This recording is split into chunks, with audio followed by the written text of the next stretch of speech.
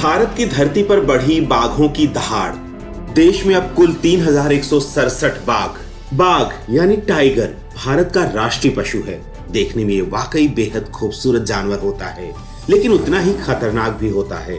Tiger Bharat के साथ साथ बांग्लादेश, मलेशिया और दक्षिण कोरिया में पाया जाता है, लेकिन बढ़ते समय के साथ इनकी संख्या तेजी से घटती जा रही है। लेकिन भारत ने प्रोजेक्ट टाइगर के तहत एक खास मुहिम के चलते इनको संरक्षित करने का बीड़ा उठाया है। आपको जानकर खुशी होगी कि हमारे देश में बाघों की संख्या में लगातार इजाफा हो रहा है। अब इनकी संख्या बढ़कर 3167 हो गई है, जो अपने आप में एक नया रिकॉर्ड है। प्रोजेक्ट टाइगर के 50 साल पूरे होने के मौके पर भारत में बाघों की आबादी पर सर्वेक्षण जारी किया गया। मैसूर में आयोजित मेगा इवेंट में प्रधानमंत्री नरेंद्र मोदी ने देश को बताया कि भारत में बाघों की संख्या बढ़कर 3167 हो गई है।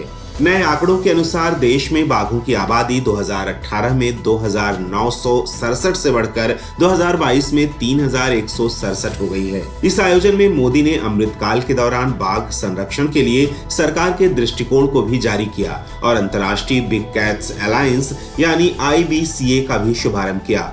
इसमें अगले 25 सालों में बाघ संरक्षण के लक्ष्य रखे गए। इस अवसर पर प्रोजेक्ट टाइगर के 50 वर्ष पूरे होने पर एक स्मारक सिक्का भी जारी किया गया।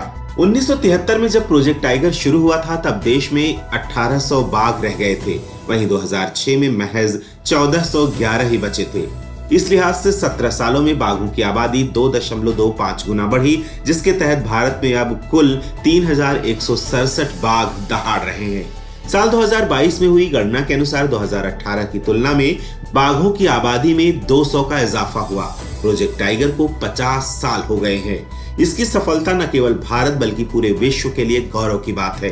भारत ने बाघों को बचाया, बेहतरीन इकोसिस्टम दिया। ये हमारे लिए और भी सुखद है कि हमने अपनी आजादी के 75 वर्ष पूरे किए। उसी समय दुनिया की 75% बाघ आबादी भारत में है। बाघों की आबादी जब तेजी से घटने लगी तो भारत ने 1 अप्रैल 1973 में प्रोजेक्ट टाइगर की शुरुआत की, जिसमें उस समय 9 टाइगर रिजर्व और 18,278 किलोमीटर वर्ग के जंगल इसमें शामिल हुए।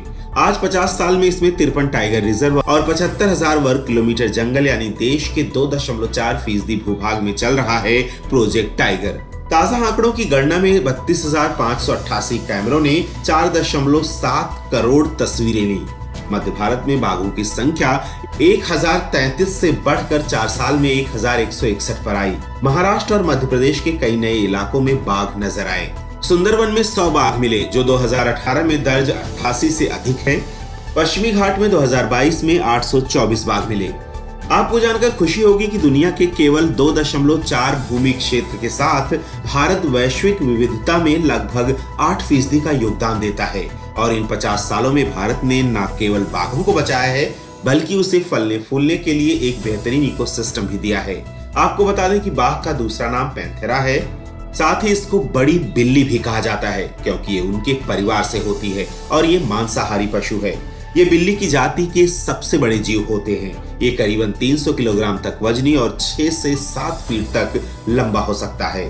प्रोजेक्ट टाइगर के 50 साल पूरे होने के मौके पर भारत में बाघों की आबादी पर सर्वेक्षण जारी किया गया।